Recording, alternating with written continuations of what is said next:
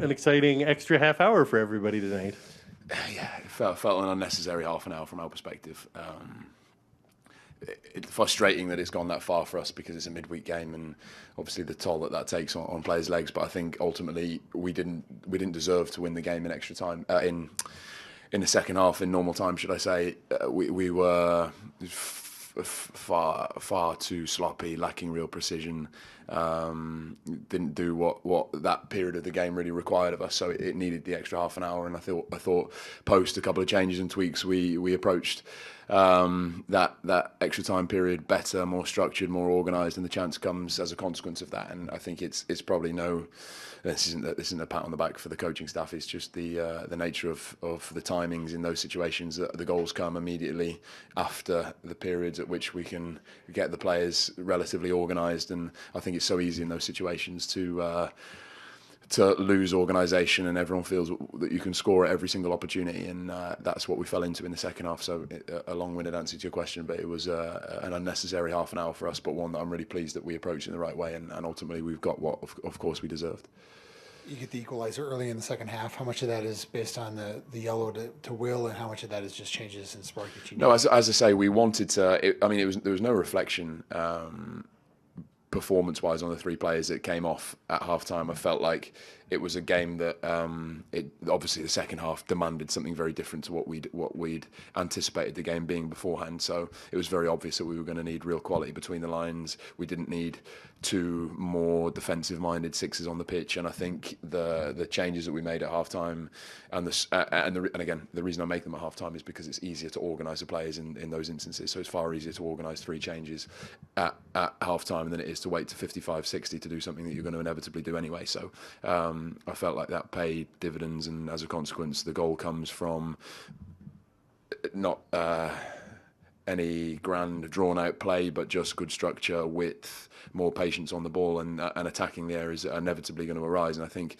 you'd say the same for the goal the second goal that ultimately puts us in front and wins us a game. It's through more discipline positionally. There's more structure, players are in the right positions, and we take more passes, and that's what the game needed. I think had we found that in the second half, we'd have won in normal time much more comfortably had we maintained how we looked in the first 5-10 minutes post half time, should I say.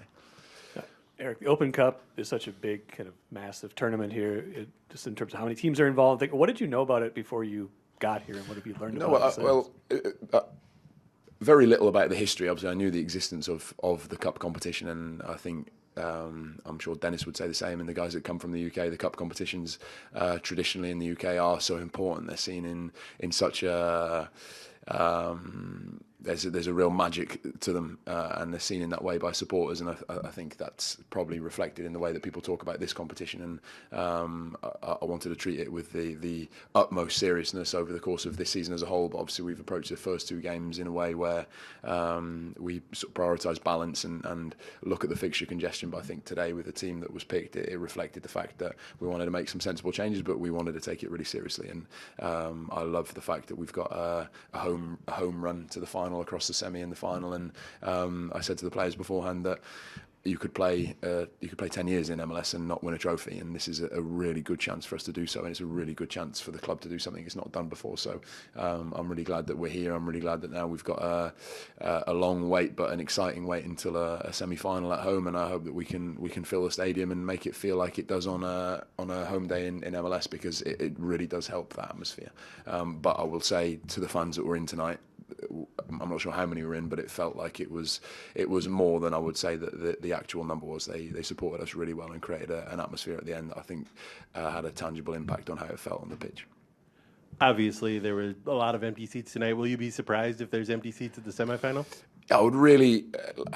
I can't pretend to know the situations of the individual fans that are normally there, but I'd like to think that the atmosphere that was created tonight by a few really helped, and I think if it was full for the semi-final, I think it will be a real occasion, because as you've alluded to, cup games have a different feel to them, and I think you felt that from word go tonight. So I really hope that we can fill a stadium and make it feel like it does on a home match day, because for sure that makes a difference, and that's not just me saying that. We talk about that a lot. If we can get that connection with the crowd playing here, it makes all the difference in the world. So we want to see that for sure. Kelvin has struggled at times in MLS games, but Cup games he's really been a leader for you guys. What did you see in his difference between the two tonight? Obviously, he scores the go-ahead goal and then has a couple of chances after that before his PK. No, I think he did great, and that if there is a silver lining to there being an extra half an hour, it's that he gets a chance to get another goal, a couple of really good moments on top of the moments that he had. He looked fit, he looked strong, he looked explosive, and I think, given the stop-start nature of how his season's gone, you can see where maybe the lack of explosivity comes from time to time. But ultimately, I think tonight he looked like the player that we all know he is and really threatens to be most of the time. But tonight that was realised, and obviously when he's at his very best, he is one of the best forwards that you'll find at this level. I know you've had to sort of carefully plan out everybody's minutes for weeks like this. How much has this sort of blown a hole in that? Yeah, I can't pretend it's gone perfectly to plan there, but I think we were able to make 6 changes. We were able to spread the minutes across all players involved there, and I think ultimately for the players that come on half-time and onwards, it probably ends up being what is a load that reflects a difficult training session on a Tuesday or a Wednesday. So I think at least there, we got 6 players going into the game fresh. We got the subs coming that came on at halftime, came off at halftime, going in fresh, and I think if you look at players like Carlos and Joe, obviously it took its toll at the end, and you could see that it was very clear that they were both struggling. But I think those 2 guys in particular have got a real knack for being able to go again, particularly Carlos. So I've got no worries across those guys, and I think the guys that came off, there were a couple of knocks, but I don't think there was anything too severe. So fingers crossed we roll into Saturday, and also the momentum helps, energy helps, winning games helps. So it's a far easier game on Saturday for having won the game than it would be for having slogged 120 minutes and then lost. So I think there's more good than bad there for sure. What's your view on the penalty against Will? Yeah, I think there were a lot of layers to it, and I can't pretend to know exactly what happened and why, but it felt strange to us at the time that there was effectively a second corner given, but I think the rationale was that the incident took place prior to the ball coming in, or I'm not sure whether the whistle had been blown at that point, and I haven't looked back at the penalty kick in detail, but I don't think there were many complaints from the staff on the bench on our side, so probably justified, but I think it was more to do with whether there should have been another corner or not, but perhaps there is a very strong rationale for that, but it's, again, easier to stand here and talk about those moments when you're the winning head coach.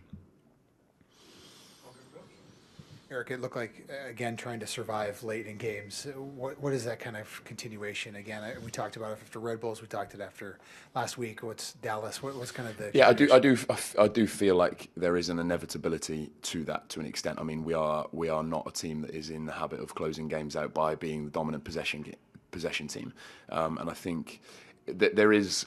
You can get drawn into maybe a false narrative around that in the sense that the goals that we have conceded late on, they live long in the memory, but we've also seen out countless games defending in that way, and I think the players they almost find a bit of a default there, but I do feel like it was crying out for us to show some more composure in certain moments. I think we probably made some poor decisions as to when to kick long, when to play short, probably got it backward on a couple of occasions and found ourselves also somewhere in between both, where we're kicking long, not being set to pick the second balls up, or we're playing short and not being well connected enough. And then we did lack the composure to see out what should have been a relatively comfortable finish, I would say. So that's something that we are for sure working on, and I think in general you're seeing improvements in that sense. But I'm not keen to criticise the players for falling into that mode, because I think you've seen at the end 120 minutes, there's 11 players on the top of the box seeing the game out with their lives, and I think that's a quality that I'd rather have as opposed to pick at and criticise, because I feel like more often than not that gets us what we need. But there is an evolution there for sure. Do you think you'll be getting a call from Kane Rizvanovic's mom because he was the only kid that didn't get to play tonight? Yeah, we're scratching our heads a little bit when we got down to Nico. It's not often that you're in that situation, if ever. But I think the subs did great for us, and I think each of them did what was called upon. So, yeah, I'll apologise to Kane's mum if that arises. Good. Thanks, guys. Thanks, everybody. Cheers. Love Rob.